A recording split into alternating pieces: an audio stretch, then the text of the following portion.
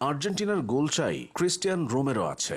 Rough tackle চাই, সেই Romero আছে। আর্জেন্টিনা কর্নার পেলেই 6 ফুট 1 ইঞ্চি উচ্চতার রোমেরো হেড করতে ছুটে যান। চলতি বিশ্বকাপে রোমেরোর 2 হেডে আর্জেন্টিনা 2বার বিপদমুক্ত হয়েছে। কেপ ভার্দের বিপক্ষে একেবারে শেষ সময়ে রোমেরোর হেডে আর্জেন্টিনা ম্যাচ জিতে নেয়। এরপর মিশরের বিপক্ষে 2-0 গোলে পিছিয়ে থাকা অবস্থায় রোমেরোর হেড থেকে প্রথম গোল আসে। অথচ তার মূল কাজ ডিফেন্স সামলানো। প্রতিপক্ষের গোছানো আক্রমণ রোমেরো অলস ভঙ্গিতে নষ্ট করে দেন। লিওনেল মেসি তো বলেই দিয়েছেন, ক্রিস্টিয়ান রোমেরো হলো বর্তমান সময়ের সেরা ডিফেন্ডার। রোমেরো মনে করিয়ে দেন আরেক আর্জেন্টাইন লেজেন্ড মাসচেরানোর কথা। দুর্বল ডিফেন্সের জন্য বড় বড় টুর্নামেন্টগুলোতে আর্জেন্টিনাকে ভুগতে হয়েছে অনেক। মাসচেরানোর অবসরের পরে ডিফেন্সের দুর্দশা আরও বেড়ে যায়। দুর্বল ডিফেন্স নিয়ে আর্জেন্টিনার বোর্ড থেকে শুরু করে ভক্ত সমর্থকদের হাহাকার যখন চরম সীমায় পৌঁছায়, তখনই জাতীয় দলে রোমেরোর আবির্ভাব। আর্জেন্টিনার ডিফেন্সে রোমেরোর চীনের প্রাচীর হয়ে ওঠার গল্পটা জেনে নেওয়া যাক। 2018 বিশ্বকাপে রাশিয়া থেকে শোচনীয় পরাজয় নিয়ে ফেরার পর আর্জেন্টিনা যখন টালমাটাল, ঠিক তখনই লিওনেল স্কালোনি নিয়ে এলেন রোমেরোকে।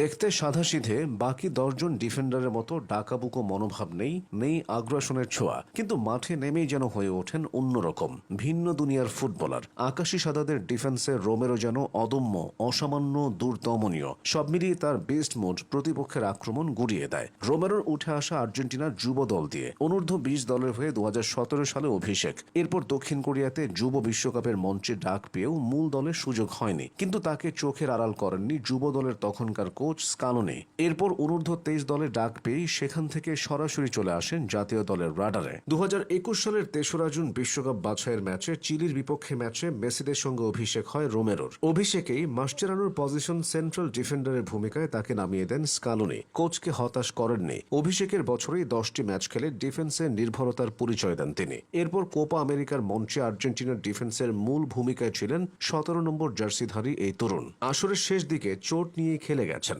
দলকে একেবারে চ্যাম্পিয়ন করে তবেই মাঠ ছেড়েছেন স্কালোনির বিশ্বস্ত এই শিষ্য।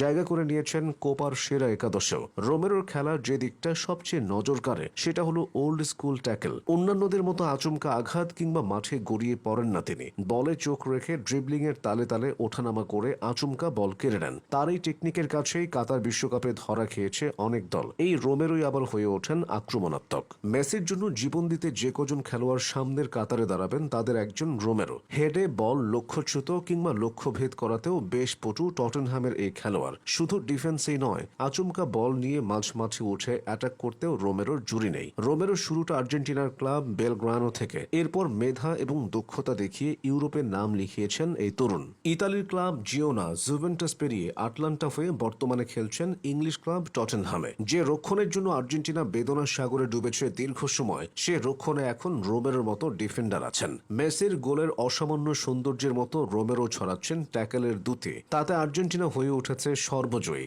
রোমেরো হয়ে উঠছেন স্কালোনির অতুল্য প্রহরী, যার ডিফেন্সের ভরসায় আর্জেন্টাইনরা পেয়েছে হাসি মুখ।